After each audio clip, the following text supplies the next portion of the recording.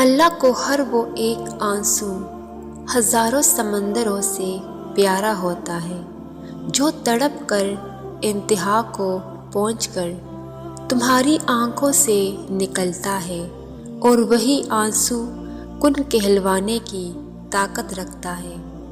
حضرت علی رضی اللہ تعالیٰ عنہ نے فرمایا، پہلی عبادت یہ ہے کہ انسان مصیبت میں صبر کر کے اللہ کی طرف سے مدد کا منتظر ہوتا ہے۔ زخم بننے سے پہلے وہ مرہم کا انتظام کر کے دکھاتا ہے، تو پھر روکو مت، دعا کا سلسلہ جاری رکھو۔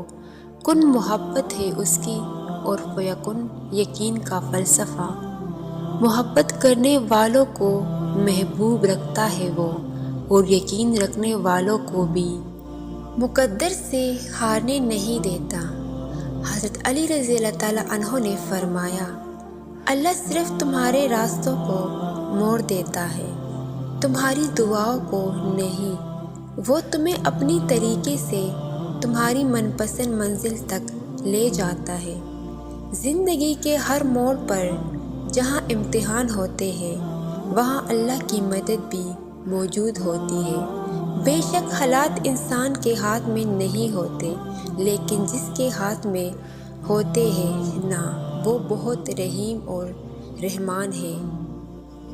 مولانا رومانی فرماتے ہیں، ہم اللہ کو بھی پہلا اور واحد آسرا نہیں مانتے، بلکہ ہمیشہ آخری آسرا سمجھتے ہیں، اس لیے بھٹکتے رہتے ہیں۔ جسے اللہ پاک نے جوڑا ہو اسے کوئی رلا نہیں سکتا۔ جس آنکھ سے شکر کے آنسو بہہ رہے ہو اسے غم زیادہ دیر رلا نہیں سکتا۔ جس دل نے اللہ پاک پر توکل کرنا سیکھ لیا ہو اسے پھر ماضی کے اندھیرے اور مستقبل کے خوف نہیں ستاتے۔ سب سے پہلے دعا کے بعد صبر، صبر کے بعد یقین، پھر آپ کا سفر بہترین۔ جب مشورہ اللہ سے مانگا جاتا ہے تو مشورہ بھی ملتا ہے اور غیبی مدد بھی۔ یاد رکھو، اللہ کی مدد نصرت صبر کے ساتھ ہے، اور ہر تکلیف اور مصیبت کے بعد کشادگی ہے، اور بلا شبہ تنگی اور مشکل کے بعد آسانی ہے۔